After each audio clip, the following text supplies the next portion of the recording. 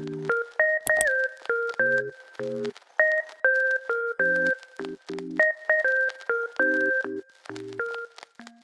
everyone, it's Angel Adapts here, or if you're on YouTube or Fixa, and in today's video we're going to be doing a recap of what methods I use when I'm grinding. Usually I want to give a disclaimer saying that some of the things that I use has game passes in mind or with multiple Robux uses in mind, but I will always give you an alternative to what you can do if you can't do it. For example, one of the ways that I like to get food is through the campsite game pass, but I know not everybody has the time or money to get the campsite game pass, so I'll tell you what you can do to help fill that space in. Anyway, let's begin.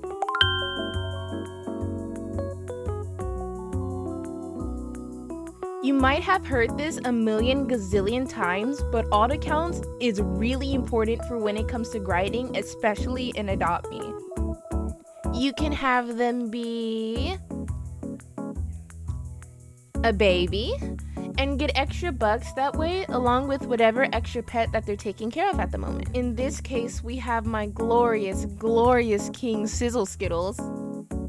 Or you can have even better, you can have the Pets Plus certificate on that alt account, and now you can have 2 pets to take care of at the same time. It's really useful and it's just really good, especially if all your other alt accounts have that same certificate, including your main. For me, that brings me to a total of 6 alt accounts, a total of 6 pets in total to take care of. Normally, when I do play with 6 pets at once, including my alts, I try to not make them into babies simply because it's just overwhelming and I'd rather not have to deal with the whole feeding task fiasco, but I can tell y'all how y'all can do a little bit better with that part. Personally, this can be a lot to do with, especially 6 pets at once, so what I try to do is get them all together based on what type of pet they are or which alt that they belong to. As you can see, I'll grab Albus and I'll grab Lucien, and then I take them over and I put them in a double stroller. That way I can get them out of the way, and then I could just go pick up my other 2 pets and I can handle them all there. That way I can see all their tasks that are coming up on my screen, and I just have a more organized way of controlling them.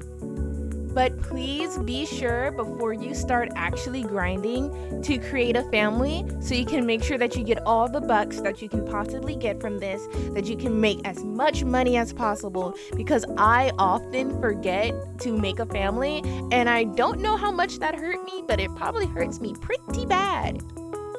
Grinding with multiple alts most definitely pays off.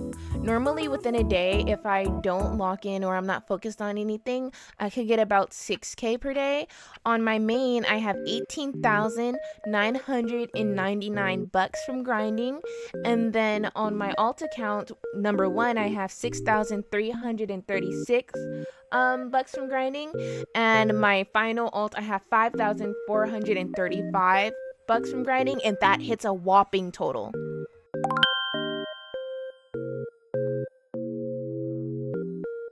When I first started grinding and trading in Adopt Me, I had 2 main methods to get trades across in a way that was easier and cheaper for me. With the very first method, if you have VIP in Adopt Me, you can go to the VIP door and then get the retired egg from there. You can use the retired egg and trade them, because people have given me plenty of neons and other stuff just to get the retired egg, because they're hoping to get the legendaries like the dragon or the unicorn. This logic can also be applied to any other egg. You can trade them, but I typically only use the retired eggs because people just seem to want them more. You can also open eggs in bulk, and that way you can use that to make neons and mega neons and trade those away in bulks for higher tiered pets. As you can see, or as you can tell with a lot of others in my inventory, I have bulks of majority of the pets that I have because I like to trade away the neons and mega neons for higher tiers by stacking them up together. My most recent method of trading has been through house trading, and many people tell me that they're not good at trading houses or they really just suck at building and that the trades don't feel like it's worth it because they don't get attention. But I really think there's a high risk, high reward when it comes to trading in Adopt Me for houses. I think anyone who's creative in any shape or form, be it you're an artist or you like music or anything of that sort, should at least try in whatever project they want to make. For me, I tried building and I really liked it, and I like to share my builds and I like to try at least making the smallest, tiniest houses that I can. And I think in the future I'm going to post some information about the builds that I do and how I get my trades and how I get my builds out there, because I feel like it's really worth it and that the building community in Adopt Me is extremely invaluable.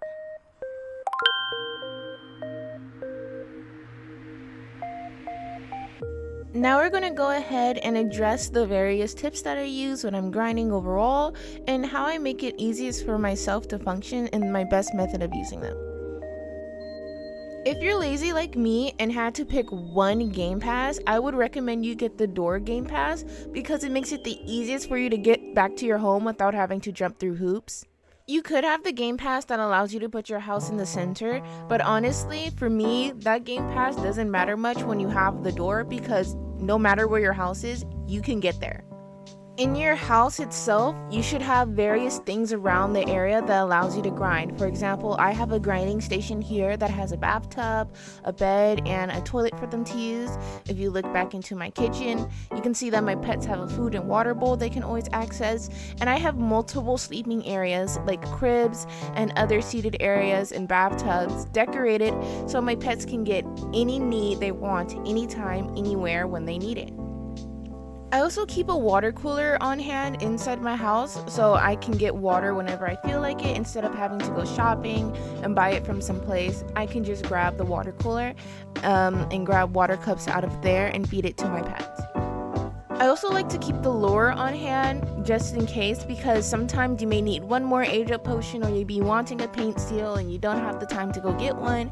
And so the lure comes in clutch and it gives you an extra age up potion. It actually did that quite a lot during the winter event for me, and it was just really helpful. Another really good chunky aspect that I like to think about is having your pianos here. And the pianos here, if you didn't know, help with the board task, which is the playground task that comes up sometimes. Instead of taking your pets to the playground, you can just put them at these piano and it will get rid of the task for you with the exact same values that it would if you had taken them to the playground. As you know from earlier, I take care of like 6 pets at once and it's really easy for me to get overwhelmed. So what I like to do is have a room dedicated to it. This is my bathroom where 4 pets at a time can bathe in the bathtub. I also have the shower there and 2 potty sections because at least 2 always has the potty for me. And I also have a spare room just in case I still need more space for people to sleep or for them to rest. Last but not least is having food somewhere for free inside of your house. It's better than having to go purchase it somewhere or going across the map so you can get it before you start grinding. So in my case, I keep donuts on hand because they're just easy for me to grab. Now, they're not as useful if you're playing with a baby because a baby has to take multiple bites out of it, but I'm going to mention why you should at least keep it on hand rather than just not having any at all. What is useful, however, is having the campsite game pass. If you have the campsite game pass, you can't place the marshmallow thing inside, but if you go outside, you can place it outside and you can get marshmallow sticks which only take 1 bite, which is really good and really useful for babies. If you don't have the campsite game pass and you can't get marshmallows from the marshmallow thingy, you can always go to the campsite itself, and that way you can pick up the marshmallows from there. Another way to move around, like I just showed in this clip, to move quickly is by using the grappling hook. The grappling hook makes you move like 7 times, 8 times faster than using normal walking, and you don't have to buy speed potions, which is a beautiful bonus. There are also several ways you can get around the map using teleports from your backpack. For example, if you click gifts, you can use that to teleport to the gifts display and teleport to the center quickly. Let's say instead of going to the center, you want to head to the pizza shop or the salon. If you open your backpack and go to the toy section and click the plus sign, it will take you to the toy shop. And from the toy shop, you can go anywhere you'd like the salon, the pizza place, or the car store. A second way for you to get easy food or one-bite foods like the ones in the campsite, like I said, you can go to the pizza place and go behind the counter. Behind the counter in the kitchen, there is the row of the ingredients that you would use to put on a pizza. They don't save, but they all are one bite as well, and you can stack up on those if you don't want to do the mushrooms for whatever reason. Marshmallows. If you don't want to do the marshmallows for whatever reason, you can use those instead. But you can do the ham, and you can do the cheese and the mushrooms and stuff like that.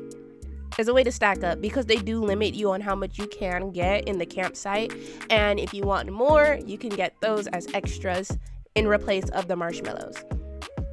Lastly, but not least, which I think is personally the most important part of Adopt Me, is to make sure you have some entertainment as you play the game.